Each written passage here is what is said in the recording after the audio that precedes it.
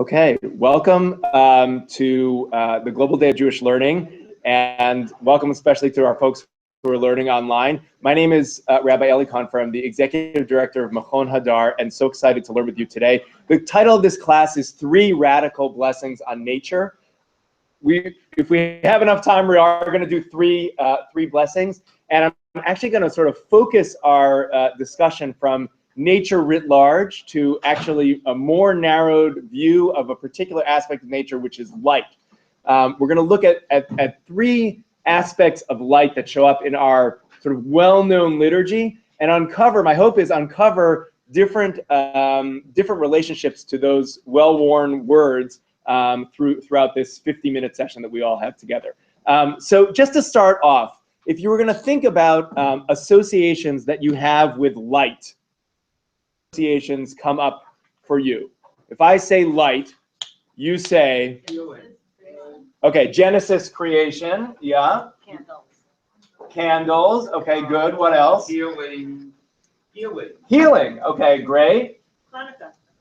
Hanukkah. Let's just stop for a second. Just say a little bit more. Sorry, those of you online, you can't see what I'm writing, but it's okay because my writing is illegible. Just let's pause back for a second. Go back to light and healing. What is the just expand on that for a second? Yeah. Okay, so I don't know, I don't text offhand, but just that association light. First of all, sunlight. Sunlight is healing. Sunlight is healing. I have a friend who lives in Stockholm. It's so dark over there already. He said that he feels, and people walk around feeling depressed and not well. So with sunlight, we are in fact reinvigorated. Okay, great. That's one example. We could go down the line of what healing is and how it's related to light. Let's keep going. More associations with light. Yeah, please. Well, the thing about with light for healing, if somebody is ill and the Shabbos candles are bothering, you're allowed to. Very interesting, right? Light can be a distraction for those who need those who need healing. The Mishnah already deals with that. Okay, other associations you have with light. Light at the end of the tunnel. Okay, and what does that metaphor spell out for you? Light as you're in a dark place, and the light is the places that you want to go to. Okay, so good. Yeah, good, it's a goal. It's good. Revelation. Okay, I can see. I'm enlightened. Yeah, other associations with light that you have, or chadash, a new light. Yeah, what do you associate with the new light? Just like so maybe some messianism, maybe a time to come. Okay, great. So Revelation, maybe Messiah, time to come, the future. Okay. Light unto the nations. Okay, which is how are we act? What does it mean for us to be a light unto the nations? How are we? What do the nations gain by interacting with our light? Leadership. Yeah. Okay. Leadership. Yeah. Morality. Okay. Great. Light as something that is good. Something that is the opposite of evil. Okay, good. Yeah. Torah, ora. Okay, good. Light and Torah, which we could have a separate session on what does Torah mean, but Torah as sort of moral instruction, let's say. So it might relate back to some morality, but it's also sort of the text that we need to see, or we are able to see through that text. Okay, so there's a lot of associations with light. And what I want to do is explore how some of these associations in our liturgy in a couple of sort of famous places where light shows up. And someone can help me, maybe Elie can help me just sort of pass these out. Here you go. I'm just sort of trapped back here. I'm going to pass these to you. Okay, Elie is coming around with other sessions. Those of you online, you should have a link to the source sheet that we're looking at.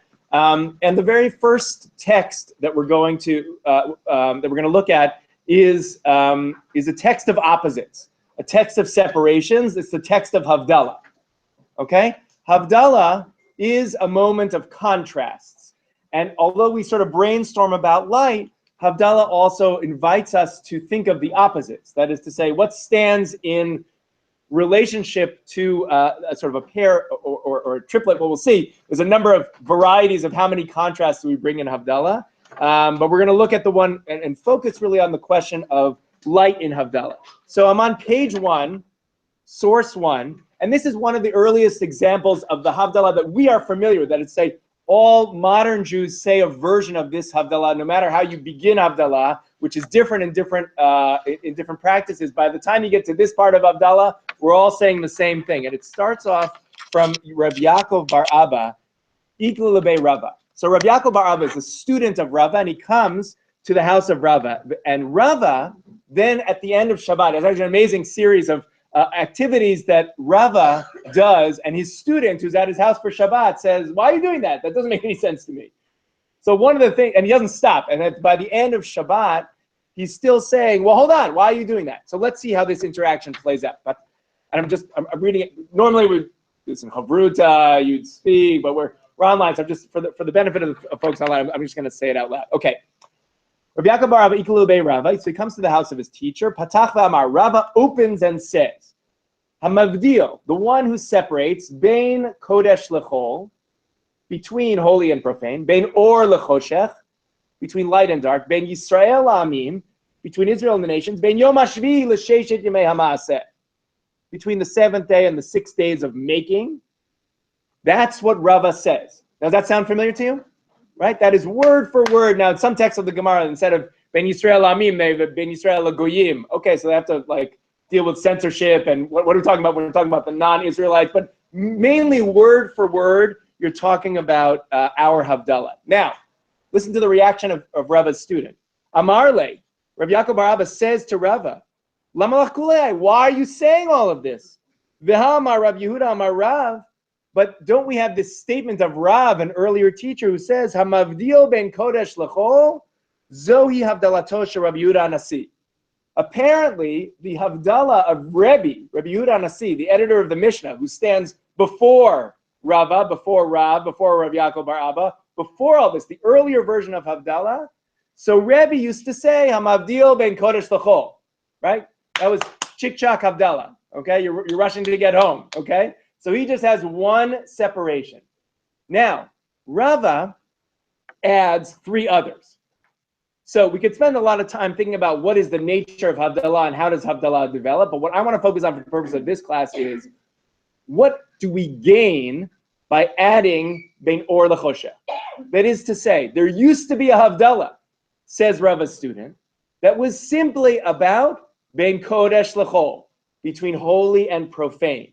I could end Shabbat simply by saying one sentence, between holy and profane. Presumably, Shabbat being holy, and chol, I mean, the word chol, bein kodesh lachol, chol, as we say weekday, but is profane, not necessarily in a negative way, but non-holy, okay, non-separated time, okay, ordinary time. Thank you, Elie. So the idea is you could end Shabbat simply by saying bein kodesh lachol.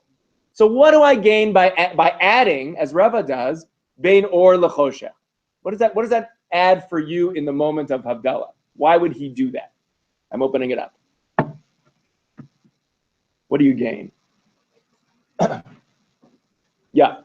Well, we often just talk about the use of creating distinctions in time, Jewish, so much of the practice is sanctifying time, and just thinking about this current event, we think about Chesed being so big, it made no sense of how to delineate sacred time. Okay, good. So so what you're saying is, when I mention Or and Choshech at night, I'm bringing in the aspect of time.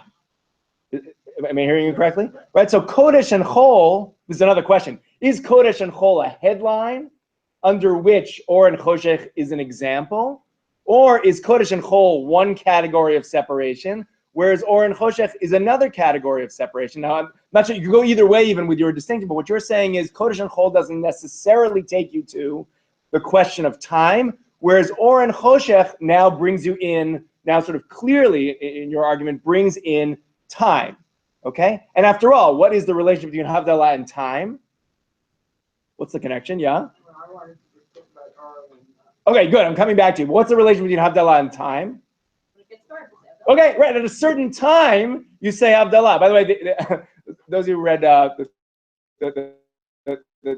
review, this is back in the old world, where the times, its own version of. Anyways, so in the week in review, there was an argument to say that we should all adopt one standard time. James Click, right? The idea that there would be no time zones. We just all have one time. Okay, so it's like 7 p.m. for me is when I go to sleep. 7 p.m. for you is when you wake up. We're 12 hours apart in the old version, but we're all at the same time. Okay, but what's the main thing about time? It's not about a clock time. It's about a sun time, right? Or in Choshech. When do I say Havdalah? What time is Havdalah this week? I looked at my Chabad calendar. I saw what time is. It's 7:01, right? That was before they printed the calendars. How were you guessing what time Havdalah was? Yeah, by the stars, right? You look outside, you observe nature. That's when the cycle. So Or and Choshech is an example of time.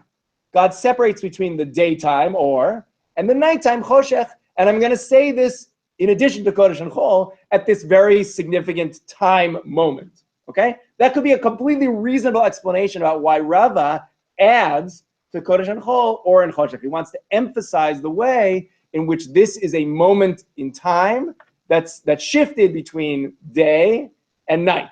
Okay. Any other connections between light and dark at Havdalah?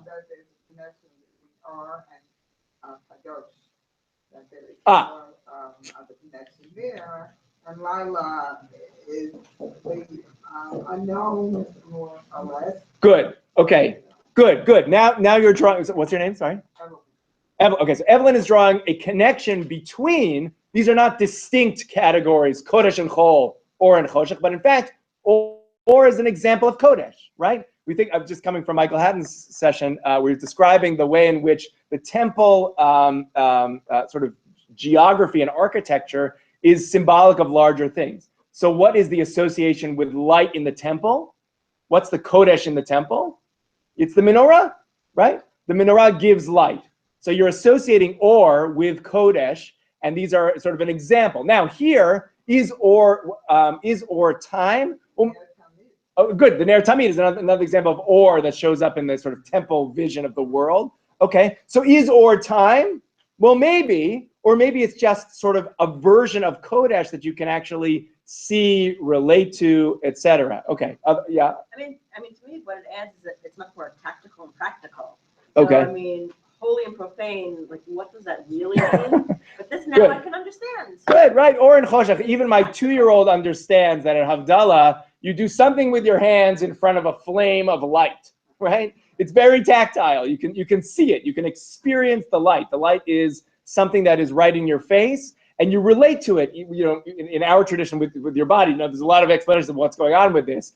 I often want to interview my own kids and say, well, what when you're doing this, what are you doing? Like, what's going on for you? But it's relating to a tactile experience, as opposed to say, if I said to them, hey, let's talk about holiness. Now let's relate to holiness right now. Relate with your body. It's sort of like, I don't know. Okay. But now we have sort of a physical instantiation of this. Okay. Yeah, Joanna. It's like a very complicated idea, but I think about it as a whole time. And so this list from the or the subject, are all about time. Good. And I think you think about is like being thrown on means of harkening back to the moment in time you figure out.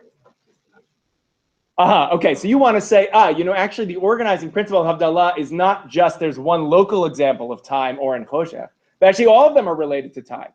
Kodesh time, holy time. That is the way in which we relate to the whole thing. And then each of these sub-examples are other ways of viewing time. And then your sort of question is, well, how do I relate to Yisrael and Amim in a time, axis? And you can come up with solutions to that. But where Or and Choshech are not even just a clearer example of that, but actually the main example of how you might relate to time. Okay, we'll take a couple more. Yeah, Elie.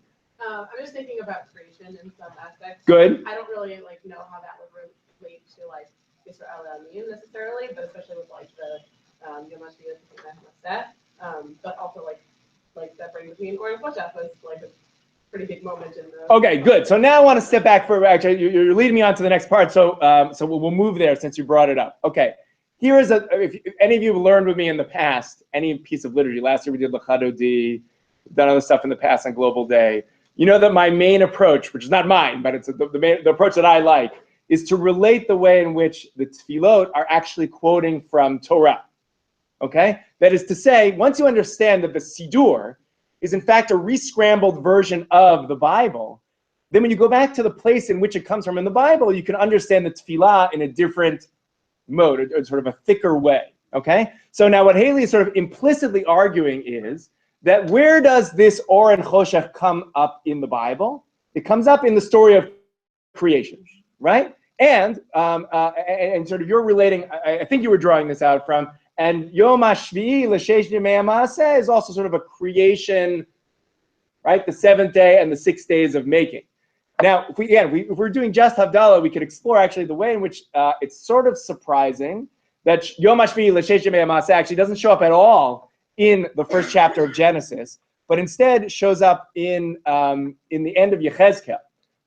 Which is just sort of interesting. The days in which the temple doors are open are Yom HaShvi or Yom HaShabbat, and the days in which the temple doors are closed is Sheshet Yemei HaMaaseh. That is to say, the phrase Sheshet Yemei HaMaaseh doesn't show up in the creation story. However, Or and Choshech do, right? So what is the significance of drawing upon the Or and Choshech as it's mentioned in Genesis 1 to our moment of Havdalah? So yeah, you want to comment? It emphasizes the primacy of God.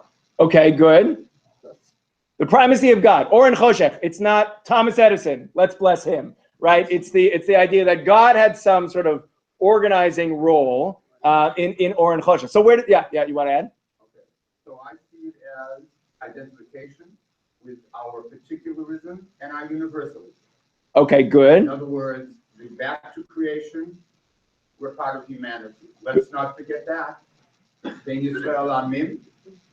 Let's not forget that we also have our specialization, be part of the people of Israel. We have to remind ourselves and be part of both. Okay, good. So what Neil is suggesting is that Or and Choshech might be, you could imagine again, what is Havdalah? Maybe it's not separate categories or one basic category, Kodesh and Chol, all of which is being detailed by the subcategories. Maybe it's actually a funnel, right? Where Kodesh and Chol is very broad, Or and Choshech is very broad. All humanity has some experience of Kodesh and Chol. All humanity has some experience of light and dark.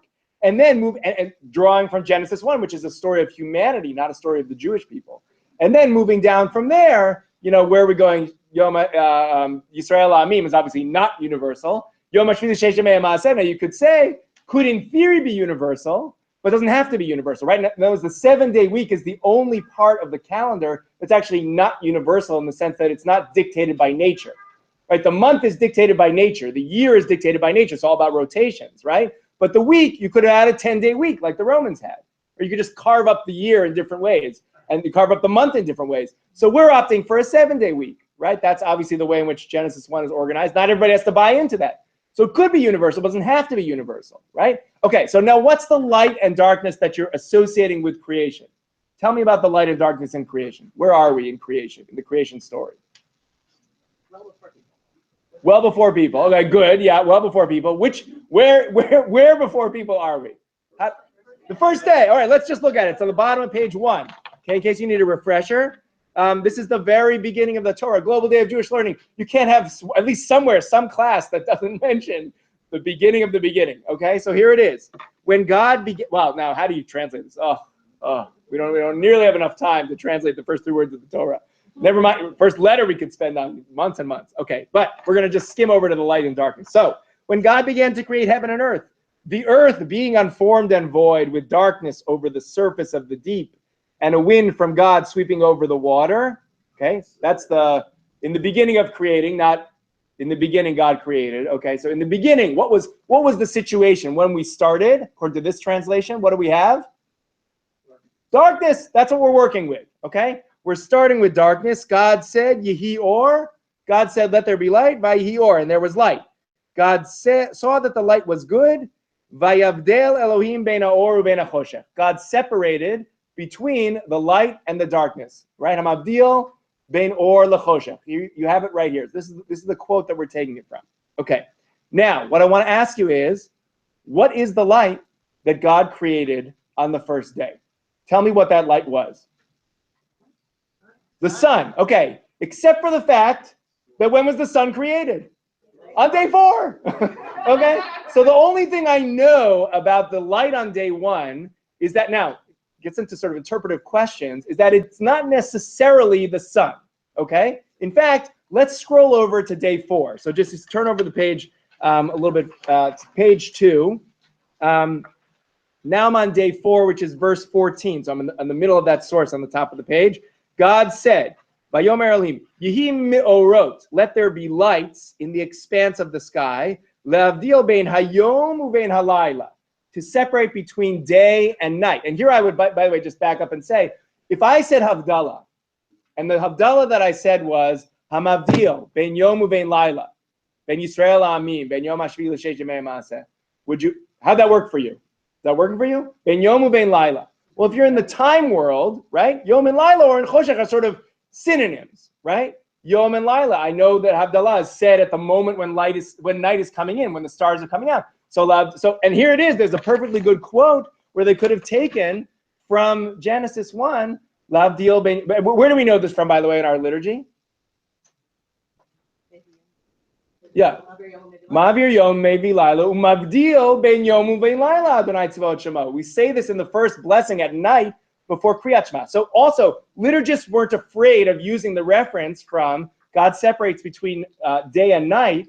So why am I choosing between light and dark when I could have totally obviously I had a text where I could have used day and night and I didn't? Okay, so that's one question I want to put out there. That's to say, the use of or and choshech is broader than day and night only because it is not necessarily limited to the heavenly bodies as we perceive them in nature.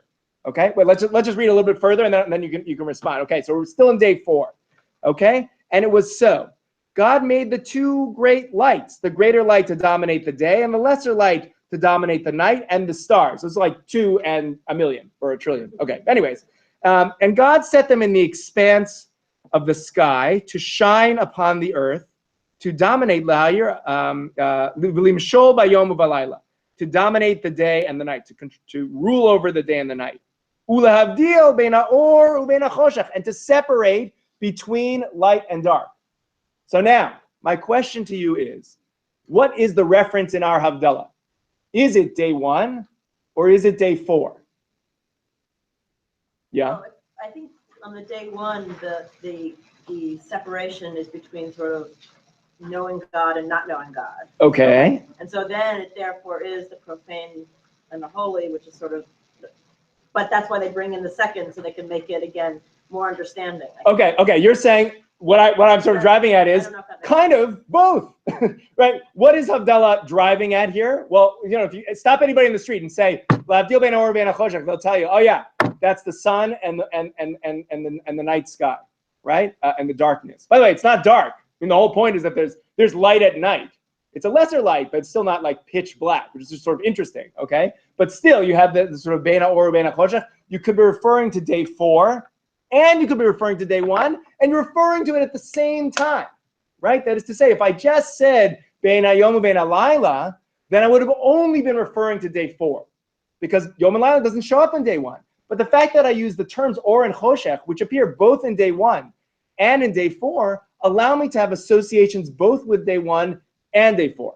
So now you want to ask? Yeah, I just want to say that or the Choshech is much more universal. It can represent lots of things, good and evil.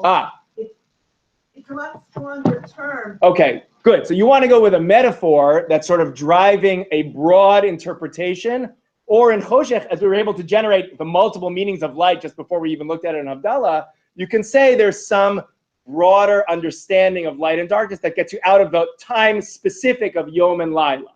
And therefore it's sort of a more opening metaphor. It's showing that Laila isn't dark, right? They're not equivalent. Okay, good, right? Maybe Laila is not, maybe it is dark, maybe it's not the extent of darkness. Maybe you can have morality at night, but Choshech is immorality. Anyway, you can play around with it in a different way. Yeah, Linda. Related to that question of whether it's universal or general or some specific thing, I'm not sure if it's relevant, but in the Torah it says ha or behachosh. Okay. Specifically. Okay. And when it gets to Havdalah, it's more of a Choshech. Good. Okay. It's a question of, when we say that the Tefillah quotes the Tanakh, how sort of down to the letter are they getting? And are those distinctions meaningful? And I think that's sort of an open question because, of course, they didn't deliver us a commentary as well. Okay, but I want to back up for 1 second and say, now, let's say I'm talking about day 1, and okay, I get day 4. Day 4, the switching of the natural bodies in heaven. I looked outside, I saw the stars. I want to remember day 4 of creation.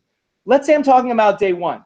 What's the light that's created on day 1? All I know is that it's not necessarily the light that's created on day 4 with the sun. Yeah. It's a kind of secular light that sort of pre-exists the creation, and it isn't until later on that God makes it holy. Okay. Oh, okay. Very interesting. So you're suggesting that the light that shows up on day 1 is profane in some way, Yes. and then on day 4 is made holy. But by the way, the relation. Oh yeah. Please in the back. Yeah. I think that when you have in day 4, God sets them in the expanse of the sky to shine from the earth to God made the day and the night to separate light from darkness. Because in day 1, it's all because of God. God said it and it happens in a very direct relationship. When you get to day 4, God says, okay, now this is going to take over. I'm done here. Okay. Good. Hagdala, we're referring to day 1 is more direct connection. Okay, very interesting, right? You're saying that in day 1, God's presence, sort of an active mover of things, is very clear. By the time you get to day 4, the sun, all we know about the world apparently is that the sun will rise tomorrow. So, that's going to happen automatically, without God sort of immediate sort of pushing, as you're describing it as in day 1. And then you can sort of play around with, okay, well, which aspect of God's involvement in my life am I playing with at Havdalah? Is it the part that already got set into motion on day 4? Or is it sort of the original part on day 1 that I'm sort of hearkening back to at this transition time at the end of Shabbat? Okay, yeah? It could be that he created energy, the big boom, the world is Okay, Genesis and the Big Bang, right? Maybe day 1 is like, pow, this is the or that we can't actually, it's the sort of pre-or. This gets to your question of what is, there's some distinction between the or in day 1 and the or in day 4. By the way, just to point out, the way in which the creation story works, which is the most clear on day 1 and day 4, is that it's not actually ordinal in the sort of beginning to end way in which we often read things, but it's actually parallel. That is to say, day 1 and day 4 obviously are parallel, right? Day 1 is light, day 4 is light. How do you run that through the days of creation? What's created on day 2? Water. What happens on day 5? Yeah, things that live in the water and the sky. So right in day 1, day 2, you have sky and water, and day 5 you have birds and fish. What happens on day 3? That's day 6. What do you have on day 3? Yeah, the vegetation, right? And on day 6, you have the animals and the people who eat the vegetation, right? As they're, and walk around on the land. Now, what about day 7? What's the pair for day 7? There's no pair for day 7. Day 7 stands alone, literally, because you have 1 and 4, 2 and 5, 3 and 6. Day 7 is looking for something. What do I got? Well, so what does day 7 have according to the Midrash? The Jewish people. It's amazing. Okay, right. So we're like okay. So you can play that out, right? Ben Yisrael Amim, or whoever's celebrating Shabbat. But the idea is Shabbat, it's sort of meant to stick out like a sore thumb for you. Shabbat is so unique because everything else is not unique. Day 1 and day 4 are not unique. They are mirror images of each other, okay? But now, just going back to this question of, okay, I understand that they are related to each other in sort of parallel, but now what's the way in which I can understand the light of day 1? So I want to follow up on what you suggested, which is that it's a pre-light that then fully emerges on day 4. That is indeed the way in which the rabbis understood it, or some rabbis understood it. Let's just take a look. If you turn over to page 3 at the top. Page 3 at the top, the source in Chagiga, source number 4. Start with 4 lines down. But the sages say, okay, that is to say the majority opinion, the sages say, these are the very lights that were created on the first day, but were not suspended. They were not hung up in the sky until the 4th day. That is to say, what did God create on day 1? God created the heavenly bodies, but they were kind of like tucked away. They weren't moving in their own sort of natural body way that we know them to move. And only on the 4th day did God sort of set them in the sky. Now that's the majority opinion. However, there's another minority opinion, which I think is interesting as you think about the ways in which light as a metaphor can be played out for us. So let's just look at the beginning of the same source. The following Tannaitic debate, so an early rabbinic debate, what happens? What is the light on day one? The light, or Shebara Kodesh Baruch Hu Bayom Rishon, the light that God created on the first day, a person could look and see with it from one end of the world to the other end. Okay, that's Rabbi Yaakov. That is to say, I don't know what it is, except that it's like super duper powerful. Okay. Okay, good. So you want to say, what does it mean to see from one end of the world to the other? Now, you and I know that there's a horizon. So it's very, even if it's very bright, I can only see up until the point of the curvature of the earth. But to see from one end of the world to the other, as Sheva is suggesting, is some sort of clarity that may not necessarily be physical clarity. But this gets back to the moral question, right? What does it mean to see from one end of the world? I see everything as it should be seen, right? It's the ultimate light, as it were. I'm enlightened in a very deep way. That's as opposed to what did we start with on day one? Choshech. Everybody was in the dark and everybody was around, but it's like the whole thing was complete chaos. And for the Torah, darkness and chaos is evil, right? You can sort of play this out in any number of stories. What's a great story in which chaos is defeated? A good story. First of all, Genesis 1, pretty good story of chaos being defeated. When does it repeat? Yeah, okay, Tower of Babel, right? Well, it's interesting because that's a sort of human attempt to impose order on something that shouldn't be ordered, like human diversity. What's that? Get smart. Get smart? I want to explore that, but yes, yeah. Oh, good. Yoshua making the sun stop maybe is one, sort of interventions. I think one classic way in which order is defeated, chaos is defeated, is the crossing of the sea. If you've ever gone into the ocean, you know that the ocean is chaos. It's total chaos. It will suck you in. You cannot control the ocean. There's nothing more uncontrollable than the ocean, except if you happen to be God, in which case you can control the ocean and you can split it and everybody's going to walk through in dry land. Right? So there is sort of a miracle of escaping, but it's also a miracle of ordering. Right? And if you think about the way in which Egypt and all the plagues are actually the undoing of order, what's the sort of almost end of the plagues? Is Choshech. Right? The world has been sent back into Choshech, and Makat Bechorot is just a sort of ancillary understanding of Choshech. What does it mean to live in darkness? It means to live in death. Okay? And then, in contrast, you have the Jewish people who move through a place that was death, the sea, and untamed, to home, right? Tohu vavohu, and they're able to walk through to the other side. Okay? That's part of what happens here. And in some ways, maybe that's what's going on with the first order of creation. Light as anti-chaos, right? The world is chaos, tohu vavohu, choshech, and darkness is al panei tehom, as on the depth, but tohu tehom are the same, right? It's darkness covers the deep, and I'm going to enter into darkness and chaos, light and morality, right? Now, the way in which this comes out, another beautiful midrash, just turn back the page to page 2. You'll see again, the rabbis are bothered by what is this light that is here floating around on day one. So another version of a person could see from one end of the world to the other.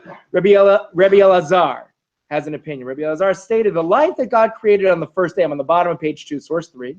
The light that God created on the first day, a person could see from the end of the world to the other. One end of the world to the other. That's similar to our opinion we had. Now we get a little bit more detail. When God looked ahead to the generation of the flood and the generation of the Haflagah, of Dor Bavel, of the dispersion, and saw their evil acts, that is to say, the opposite of light, God arose and held the light from them. As it says, he prevented the evil ones from their light. And for whom did he hide the light? For the tzaddikim, in the time to come. As it says, God saw that the light was good. Vayar edor ki tov. And there is no good but for the righteous. As it says, say that a righteous one is good. Amru tzaddik ki tov. Okay, so they're doing this sort of transitive property of good equals righteous, and the or was good, so the or goes to the righteous. Okay? Sorry? Or zarua tzaddik, right? The light is sown for the righteous at the end of time. That is to say, there's something primordial about the light that is created on day one that is ultimate good, cannot be tarnished by evil. And to the extent that the humanity turned into evil in the generation of the flood and the generation of Migdal Bavel, so the light had to be encased and put away, right? So now, when I'm saying Havdalah, and I say, Hamavdil bein or lachoshech, I can be referring to moral clarity. I can see from one end of the world to the other. I can be referring to day 4, which is the sun, the moon, and the stars. I can also be referring to the future time, right? A time in which the ore that was created on day 1 and has been hidden away, it's gnuzah, it's been buried, and will eventually make its way out again at the end of time. That's what I want at Havdalah. That is to say, a day in which there will be no more darkness, right? A day in which there will only be light. That's part of what I ask for at Havdalah. Now, my main point here is to say that Havdalah itself is calling upon multiple metaphors in this moment of transition, which is kind of scary. Like every day switching from light to darkness is scary, and the week, how much the more so. And you've experienced this in a world in which the work week starts on Sunday morning. So it's like my kids, they're like, I can't wait till Havdalah, Sunday is coming, But like in a world in which Sunday is actually part of the whole, right? It's a scary time, and you just spent all this time in Kodesh land. And now you're making this transition. It's scary. You had a taste. What is Shabbat? Mein olam haba. It's a taste of the world to come. And at Havdalah, you're asking for that ultimate light to come back in a permanent way. Perhaps, again, you don't have to interpret it that way, but that's one of the ways you can go when you say, I'm Avdil ben or Lachosh. Now remember, Rebbe didn't say that. Rebbe just said, I'm Avdil ben Kodesh L'chol. He doesn't have the image of light. Rava, generations later, adds another metaphor for us with light and darkness. And what I'm attempting to do is to open up for you the ways in which that metaphor can be multivocal, right? Not just about what time is it, 3 stars, that's Or and Choshech, right? It's some deeper understanding of the metaphor of light. Okay, now in our last few minutes, I want to take one other look at light, which is the blessing that is said about light in the morning. Because I think it's an amazing rabbinic understanding of what we're praying for when we get up in the morning, and to what extent we want to focus only on light, and to what extent we want to focus on something that goes beyond the sort of perception of light. Okay, so let's take a look. Turn over with me back to page 3. Okay, this is the blessing that is mandated to be said in the morning before Kriyat Shema.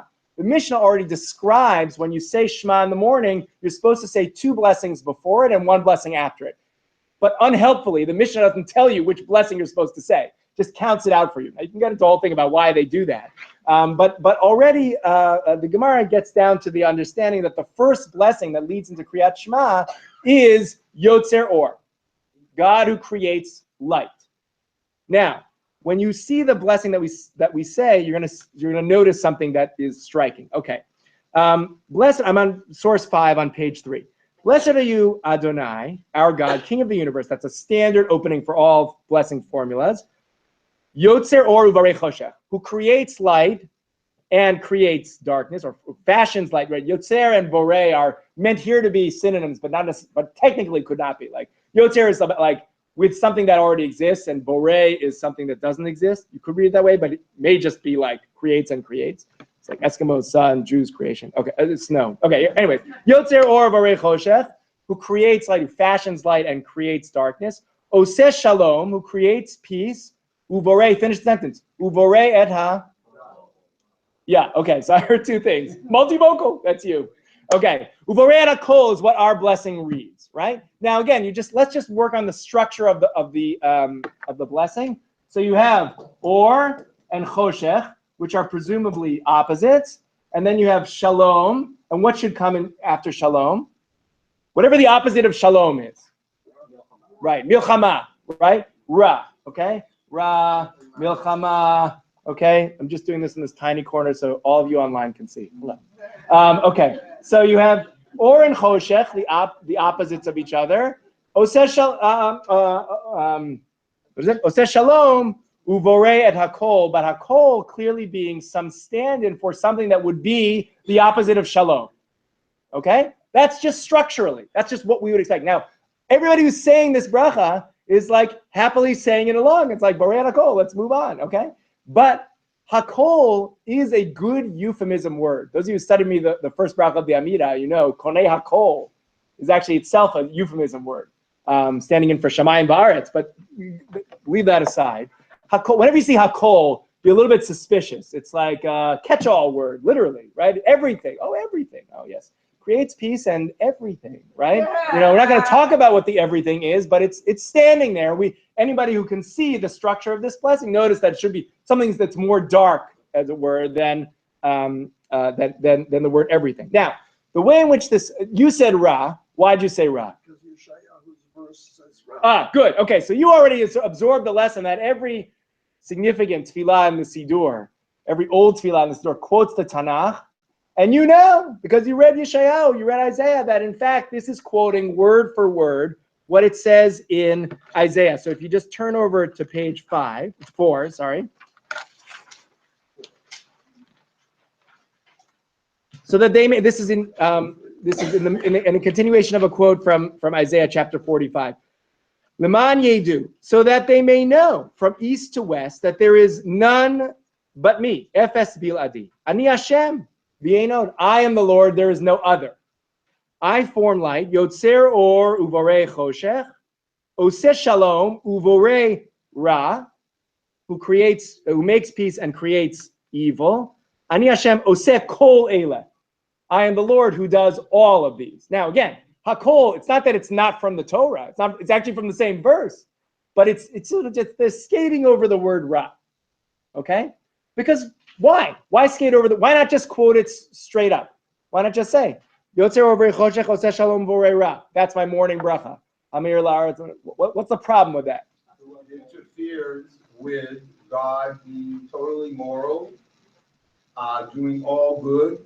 Okay. When you say that God creates bad, evil, then you're also saying that God's responsible for all the bad stuff in the world. Okay, good. Which you might the reason why Yeshayahu is saying Borei Ra is because Ein Efes Biladi, Ein Od. There's no other power. It's not like there's a God of good and a God of evil, and the God of good is the God I pray to, and the God of evil is the one I'm trying to hide from.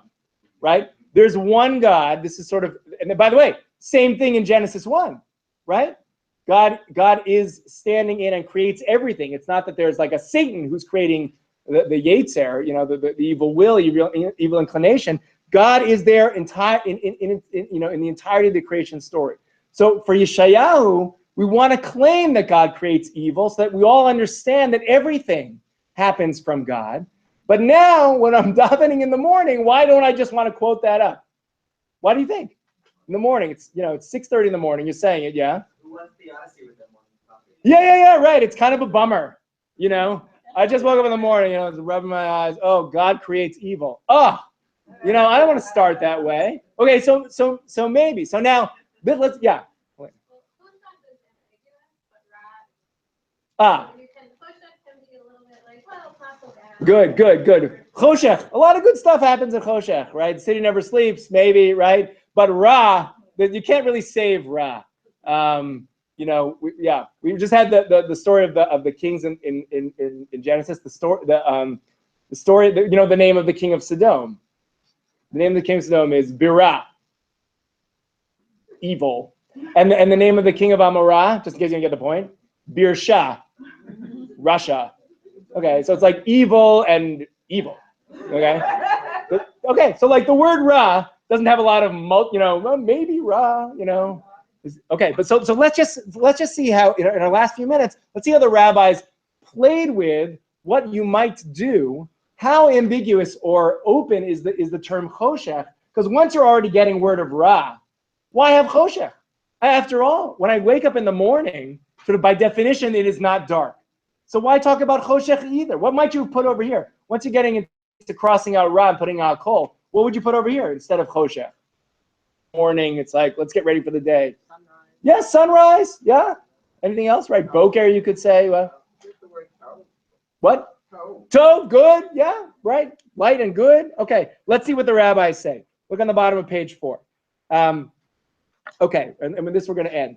So, B'shachar mivarech shtayim lefanei v'achad la'acharei. I said in the Mishnah says you do 2 before the Kriyat Shema and 1 after, 2 blessings. So now the Gemara asks, well, what am I supposed to bless? The Mishnah didn't tell me. Okay. Rav Yaakov Amar Rabbi Yoshaya says, Yotzer or vorei choshech. Okay, they quote Isaiah for you, and they say, this is what you should bless. It's the blessing that we have.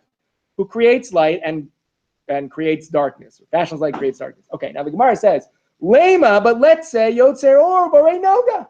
Why don't you just have another bracha that instead of saying the word Choshech, says the word Noga. What does Noga mean? Yeah, right. Modern, yeah, well, right. Mishneh Hebrew, they understand it to be a planet, but Venus being one of the brightest, planets that you could perceive just with the naked eye, right? Noga. I have a friend whose kids are named Maor, Noga, and Zohar. Okay, this is like we're going for the synonyms, Okay, so Noga is like another way to say light. Okay, I'm gonna, we Eskimos, etc. Right? We can say things multiple times. So Or and Noga. Why not say it that way? Okay, that's what the Gemara asks. Who wants to wake up and talk about darkness? It's not dark, it's light outside. Okay, answer. How's the Gemara answer? Ki dichtiv ka'amrinan. No, we have to say it like it's written in Scripture. Okay. Now, that is to say, it says in Scripture, Yotzer Or Uvarei Choshech. So I can't edit and write whatever I want. I got to be faithful to the quote. What's the problem without even reading on? What's the problem with that logic? Okay, at the end of the sentence, you should have said Borei Ra, and you're already monkeying with that and changing it to Hakol. So that's the obvious concern. So Elamayata, but now you said, it says in the verse, it says Shalom Uvorei Ra, it says creates evil, and you are Mika Amrinan Kidichtiv. Did you say it like it's written? You didn't say Ra, you said Hakol. Okay, so Ela Ktiv Ra, the Karinan Hakol, Lishnamalia. So it's written Ra, but we read it Hakol. Now it's a local question about whether they actually had a Ktiv and Kri, a written and a way to read it. That's, in the Bible itself, they reread words that weren't working for them. So there's a theory that this is actually in Isaiah itself, before the bracha. They were already reading the word, instead of Ra, they would say Hakol, which gets to the point of God controls everything, but isn't as bummerish as saying evil. Okay, Lishnamalia. So they say Achinami. So here too, say Noga, say light, which is also Lishnamalia, which is also a euphemism, right? We're back to being this is on the table. So you got to have another, it's got to be more than just being faithful to the quote, because after all, the quote, we're not faithful to the quote all the time. Why do we say Choshech when we cut out the word Ra? Ela Amar Rava, turn over the page. It's exciting. Kedei lahazkir, so that you will mention Midat Yom Balayla, Uminat Laila Bayom. You have to mention the aspect of night in the day and the aspect of day in the night. By the way, where do we do this in our liturgy elsewhere? You already mentioned it before. Ma'avir Yom, Umevi Laila, Umavdil Ben Yom Ben Laila, that we say at night is Midat Yom and Midat Laila. They're all sort of jumbled up together here. So too in the morning, we say Or, but we hold on to Choshech because you can't say light without mentioning the aspect of dark. Now I'm asking you, why do you think that is? Why is there an independent value of not just living in a world of entirety of Or? Even when you wake up in the morning and the sun is shining, you're going to say the word Choshech, and it's not just because it's what it says in Isaiah. Because we played around with the end of the verse. So why mention Midat Laila Bayom? Yeah. One reason could be to eliminate dualism. That you have one God, and He is the God of everything. Okay, good. One is sort of a theological claim that even in your moments of most joy, where you're experiencing the light, you also want to say, you know what? I know there's darkness, and I also know that the same God who's making me feel so good right now also controls that darkness. Any other sort of approaches? Yeah? It's the darkness that lets you appreciate the light. If it's always light, it would just be light. It wouldn't be a thing. Good. In the day of Lo Yom V'Lo Laila, in the day in which there's no day and night, you actually are living in a completely different experience than our actual human existence. The only way in which you can understand light, you're suggesting, is in contrast to the dark. Now again, you can blow this out as much as you want on a metaphoric level. How much of our light is actually infused or colored by some amount of darkness? Even in our most joyous, light-filled waking moments, how much are we actually meant to remember some aspect of Choshech? That is a value in and of itself, that you can't just praise and thank the light. You can't just hang out in all goodness. You have to also mention and remember some aspect of Choshech, and that's what it means to wake up. That's what it means to sort of orient yourself in the morning. Now again, you can take this wherever you want, but what I want to leave you with is this sense that the metaphor and the image of light that we have in two of our central prayers, one is Havdalah, and the other is Yotzer Or, the morning blessing that we say before Kriyat Shema, are very thick metaphors that can be interpreted both on a natural body way and also on a moral plane, and any other number of associations that you might have with light and darkness. Thank you so much for learning here today. Appreciate it. Okay. Goodbye online.